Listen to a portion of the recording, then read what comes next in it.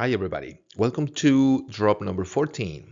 I'm really excited about this one because we're going to talk about therapists. And we're going to start with this very thought provoking quote by Maslow. According to Maslow, self actualizing people, that's the goal, right? The ideal. Those people who have come to a high level of maturation, health, and self fulfillment have so much to teach us that sometimes they seem almost like a different breed of human beings. Like they're weird, they're so different, and they're so unfortunately uncommon. Continuing with Maslow, often what's regarded as the laws of psychology today have turned out to be no laws at all, but only rules for living in a state of mild and chronic psychopathology, in mediocrity, I would say, and fearfulness of stunting and crippling and immaturity, which we don't notice because most others have this same disease that we have. Boy, yes, we don't notice how miserable we are, how pathetic our lives is because most people around us, they live in the same mediocrity, in the same ignorance, in the same psychopathology, something that Maslow calls the psychopathology of the average. And wow, that's really something quite sad. So most people have the same disease. Obviously, we're not going to notice it, or it's not going to be very evident to us, right? If we're only considering things from a logical point of view. Okay, in the previous video, I talked about something very, very important. How we have like these two ways of learning and understanding the world in ourselves, our thinking and our feelings. In our thinking, we might look at everybody living the same way we're living, uh, with the same pursuits and the same lifestyles and same values. And we might think in our thinking, right? That's everything's okay. I'm doing the same thing everybody's doing, but I feel so miserable about my life. As a matter of fact, according to the standards of most people I live with, I should be super happy because I have a great job, I have a great house, and I have these very nice things. But I feel so miserable, like, and I keep pointing to my heart. Okay, two things, right? Our thinking and our feelings. And according to a previous video, according to Carl Jung, our feelings tell us what's valuable. Okay, so if we don't feel great in our great lives, it's because in reality, there's no real value in that life. But again, we notice everybody looking okay, everybody thinking we're okay, we should be fine. We should not be complaining about stuff, but we feel miserable. And we feel so miserable, in fact, that we are considering seeking professional help, or maybe we are already receiving professional help. But that's the thing, right? What if therapists have the same problem? What if they're part of the same problem? Let's see what Maslow says here about therapists. He says, I feel convinced that the ideal therapist, who presumably should be able to understand another person in his uniqueness and in his wholeness, ought to be at least a fairly healthy human being.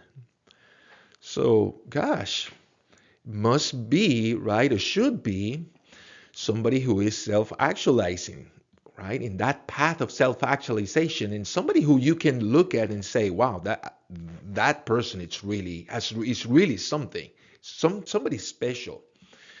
Definitely. We should definitely make that kind of assessment when we're seeking a therapist, a good therapist. Yeah, it's important to read people's reviews and that sort of thing, but it's so important to get to meet that therapist in a first session, let's say, and then consider what you're feeling about this therapist. Do you feel not just um, not just comfort, right, and not just peace or trust, but do you feel something appealing in this therapist that you're meeting for the first time? Meaning what? Does this therapist inspire you in some way? Does it make you feel like excited? Is this person somebody you can easily admire? You want to know more about? You want to emulate? Is it someone who is open, genuine, transparent about his or her life?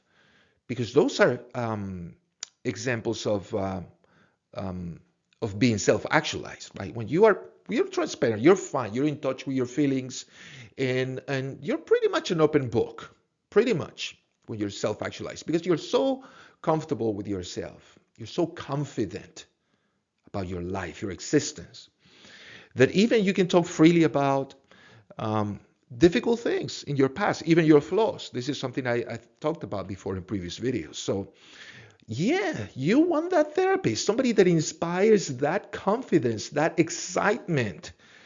We're talking about feelings. You want to feel like, yeah, your therapist is the right therapist. And because it looks like the ideal you want to become. And I'm not saying you want to be exactly like your therapist, right? You want to pursue a career in therapy. I'm not saying that. I think you know what I'm saying. I'm saying you look at this therapist and you feel like, wow, this person looks like is really, really happy.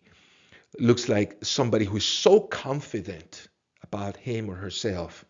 And it's so transparent, so genuine that I would like to be somebody like that. That is the ideal therapist. Not just somebody who listens to you and is a good listener and never judges you.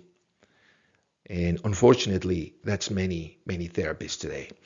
Gosh, I had the opportunity to know this therapist quite well.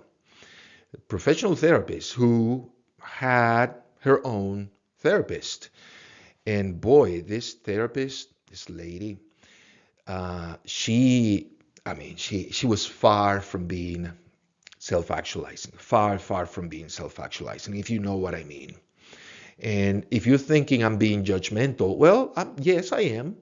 But I'm judging based on what I know from Maslow psychology and what you should know at this point, right? What is self-actualization? What are those attitudes that are generic characteristics of the self-actualized person? Once you understand that, okay, you understand what mental health is all about. What is the goal of therapy? What is the goal in life even? So you should look in your therapist, you should find in your therapist those characteristics of the self-actualizing person that we talked about in previous videos. That's the right thing to do. And yet be very aware of the how unfortunate it is, our condition today in our culture. And we'll talk more about culture in upcoming videos in connection with Maslow. But it's sad, right, that most people have the same disease, the psychopathology of the average. Wow, that's something, don't you think? Well, that's all I have to say for now. Thank you for watching. Bye-bye.